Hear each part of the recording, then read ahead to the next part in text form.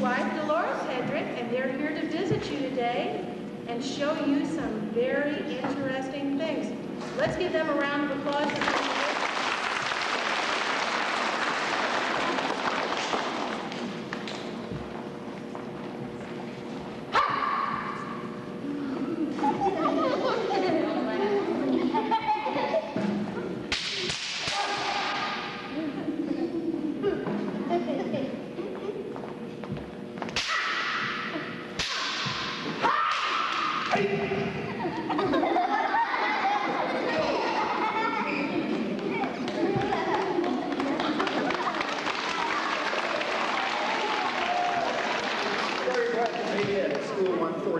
And the whole thing that we were showing you, and we'll talk more about it later, was one of the world's most oldest and most perfect weapons, and that was the stick.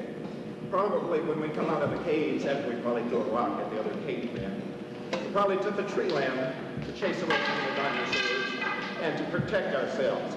So that's what we were showing you. And once again, got to catch my breath, we ran in here to set up. But once again, we'll talk a little more about the stick later. What is it that the late, great Elvis Presley, the modern-day Garth Brooks, quarterback, football star, Herschel Walker, and us, what do we all have in common? No, we're not going to sing for you. But what we had in common was a love of karate. Karate basically is kind of like what you're doing. You're in kindergarten, correct? Okay, it's kind of like school. You have teachers, only you do lots of reading at your age, and we do lots of practicing. Basically, our kindergarten, and we don't call it that because we have Romans in it, but anyway, our kindergarten amounts to the white belt. It's just a starting point. The belt and the color belts, even though I have some red peeking through mine here, isn't the important thing. The important thing is why you want to learn it. We call that commitment and motivation, because without that, you're kind of like a sailboat. Without the wind, it just kind of sits there, doesn't it? And then when the breeze comes along, it takes off. So what you need is motivation and commitment. Not just in karate, but in anything. Let's look at our first exercise. Oh, let me point out, you boys and girls are making history today. We have Mr. Walker, who is a video professional, and he's videoing this. And once we're done with this, a copy of that will be donated to the public library. So how about that?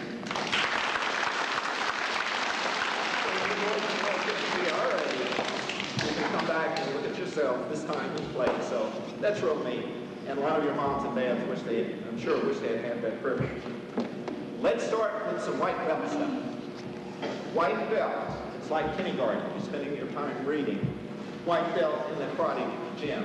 We spend our time practicing. And all the information comes through the teacher. What I'm going to use here, with a little help from my friend, and I've got what we call a map. So what I'm going to do is show you some of the basic ABCs, 1 to 3s, that we learned in karate with a little help from my friend. Now, you wouldn't want to see me step on it, would you? No, of course not. So I better lift these big feet up and make sure I get my exercise perfect. So that's the catch. Let's watch.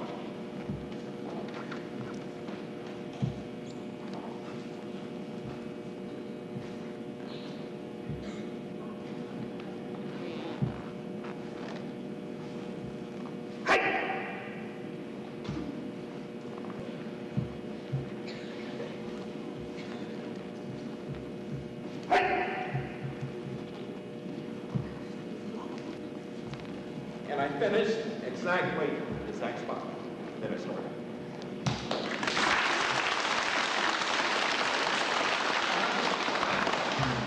Okay, we're going to put our friend away here, and that was a map.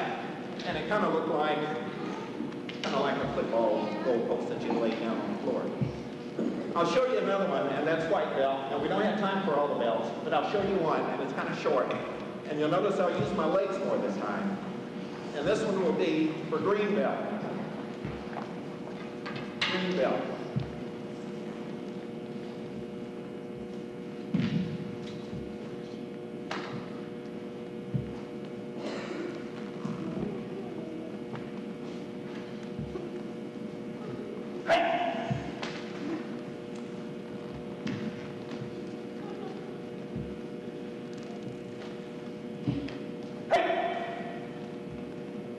Once again, finishing with that. Now, if you don't learn your ABCs and your 1, 2, 3s, you won't be ready for bigger problems or how to count money when you go to the grocery store. Would you? You won't be able to run computers. Important to start, and what is important is kindergarten. We've known that for a long, long time. Ever since Frederick Vogel first started the kindergarten, he thought about age 6, that's when you should learn to play and get started in the school system. White belt is the most important belt. Many times I get asked, well, how many belts? What color belts? Those are not the important things. The most important thing is the commitment and the motivation in getting started as a white belt. So I hope that gives you some insight.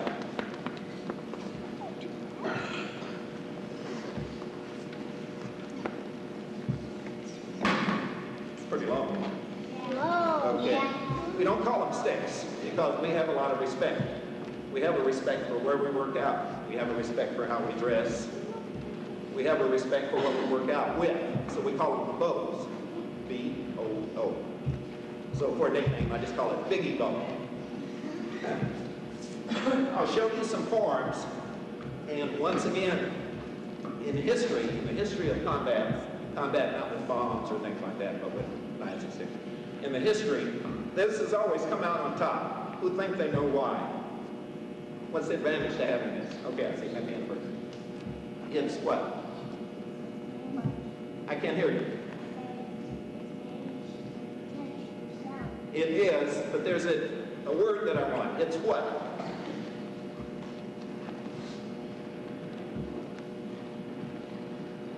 Okay, Elio.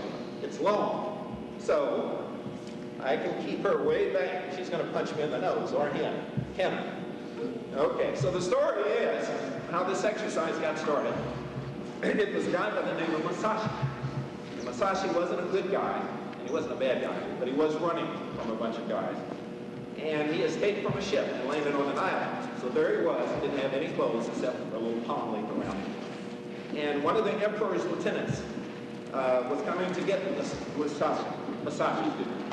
So what happened then, he developed one of these. This is bamboo, one of the most useful tools in the world. He developed one of these, and he probably used it for fishing too, to take care of himself, and defeated a swordman.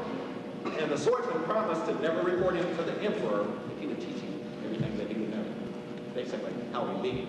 So let's look at probably how Masashi looked at that time and place. This is about 500 or 600 years ago, so this is a very, very early too.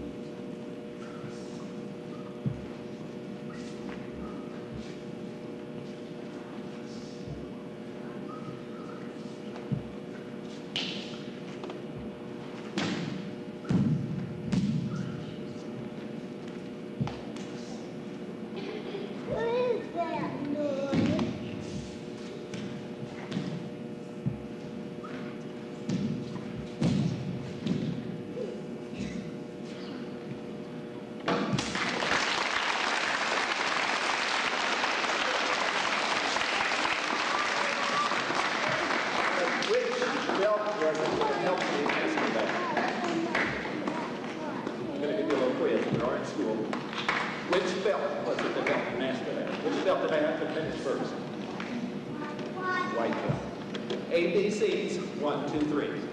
You notice I use this stance quite a bit, as well as other things with that. The baby bow. The baby bow. This one here is what's similar to a broomstick. And really, when I become expert at this, whether I put this on this or this, it doesn't matter the length. The feel is what counts. And anyway, I won't show you the whole routine. What I will show you, though, is how useful. And in the old days, you used to call them walking sticks. And rather than knives and guns, something that could really hurt someone bad, I wish we would take more, I wish we could learn more about these. Because sometimes you go in something that even the dogs are paying too, right now. So, the walking stick. Okay. Dolores is going to help me out here. She's going to be the bad guy. And don't feel sorry for her or anything. She's a black belt. She can take care of herself. Sometimes people feel sorry, but I'm not going to hit her. Okay, she's going to punch. I blocked. And look at the walking stick, how I trapped her up there. And I can really take her home and put her to bed over there. Okay. How about a nice hand for